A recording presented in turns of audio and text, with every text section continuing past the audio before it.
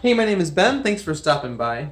So right here, this is kind of my phone charging area here close to our kitchen. It's a higher piece of countertop. I also have my coffee pot here, but I have a couple of USB ports here in this little wall panel. This is an audio receiver, a Bluetooth audio receiver, and the USB ports are super handy for charging, except that they are not very powerful. They only put out like 750 milliamps, which is less than 1 amp. So we're going to be installing a USB outlet today, and these things are really terrific, and there's a couple things that you want to look for when you're shopping for one of these. I would look for one that has at least 4 amps of output. This one is 4.2 amps, I believe. I'll have to look anyway. Oh yeah, there we go. 4 amps, 4.0 amps right there it says. And the reason I go with a 4 amp, 2 amp is the other one that's pretty common. 2.1 or something amps is pretty common. So if you go with the 4 amp unit, you're going to have a lot better flexibility with charging things like, or using things like wireless chargers. Most wireless chargers want at least 2 amps each. So if you wanted to plug in 2 wireless chargers, you would need 4 amps and not just the regular 2 amps. The other thing you should pay attention to is try to get one that's tamper resistant. You can see how right up here it says TR for tamper resistant. This receptacle meets code for the application. So before we do anything else, we're going to go make sure we have the power turned off to this circuit. Hey, Oli, how's it going? You want to come help me turn off the breaker? Let's do it. So we head down to the breaker panel. All right, go ahead and turn that one off. Pull it. There you go. And now we'll make sure that it is off upstairs. We'll close this panel cover.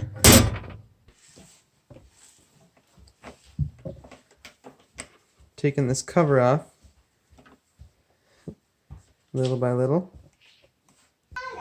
Oh, there, that works. All right. What did you say? You also want to help? Okay, do you want to open the box? All right, Oli, can you hand her the box? Okay. Can you open that up for us? Yeah. Thank you. All right, we're going to take our electrical tester here now and just verify that we have no power for sure. So we're going to turn this to volts alternating current right there. And then we'll check between the body of the outlet, so like this metal part right here, or even on this ground screw, but we'll put it on the metal part here, and then we will check on the terminals on the side. The gold terminals are the hot terminals, and we have no voltage there or on this side, so we are for sure good to go. There's no power here, so we can proceed. We've got the entire family helping. Here. Thank you. I think we'll throw that away. These ones. Did you get it all open? Here, I'll take them. Okay, we're gonna set them up here. They send a couple different wall plates with this particular one. One is more traditional, and one doesn't require screws. So we're gonna be using this one. Oh yeah, I guess we can just leave it open because we need it in a minute. So this is Oli's drill. Oli, thank you for letting us use your drill. Oli got it for Christmas. Pretty lucky guy. All right, now we're going to go ahead and take this top and bottom one out. Hey, Dad! Yeah?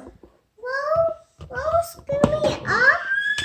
Okay, just a minute. All right. So I don't fall? Get it on this top one right there. Okay, Oli? Let me help you steady it a little bit. All right. Let me make sure it's going the right way. Yep, it is. Okay, go ahead. Keep going. Okay. Now the bottom one. Okay, go ahead. A little more. Keep going. That's good. All right. All right, now we'll go ahead and just take these terminals loose on the side. You could use a flat screwdriver for this too, but this works pretty well.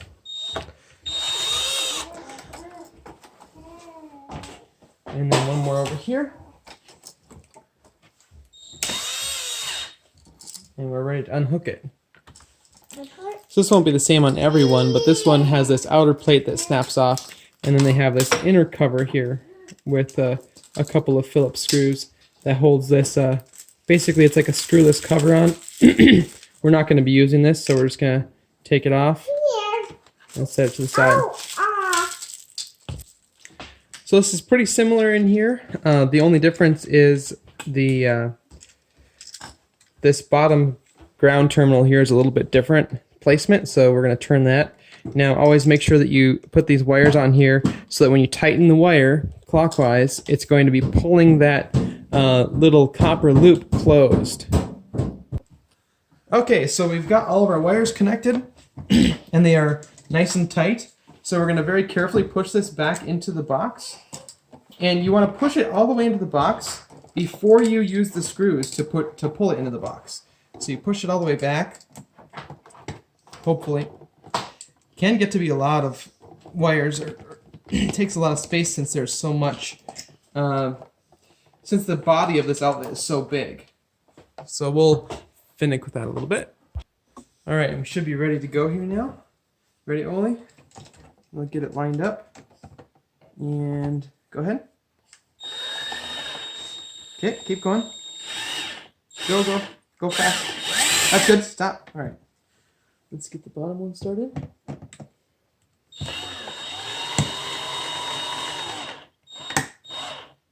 That's good for now. Okay, now we're going to get a little level and make sure that our outlet is looking pretty square in the hole. Got a little bitty level here. And it looks like it needs to go this way a little bit. There we go. Right about there. Now we'll tighten it up the rest of the way. That'll do it, okay? Good. Good. Now we'll go ahead and put this cover on here and get those screws attached. Alright, so there we have it installed. Now we'll go turn the power back on. Okay. It's pretty hard. Good job. So we have it installed there now. Let's just give it a test. So we'll plug in our USB cord and hook it up to my phone and see if it works.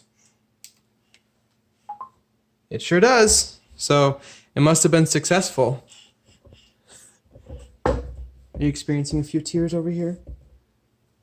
You'll be okay. Oh, don't want the camera to watch you. All right, what do you guys want to say? Thanks for watching. Thanks for watching. Thumbs up. Yep. Hit that thumbs up button and say see you next time. See you next time. See you next time.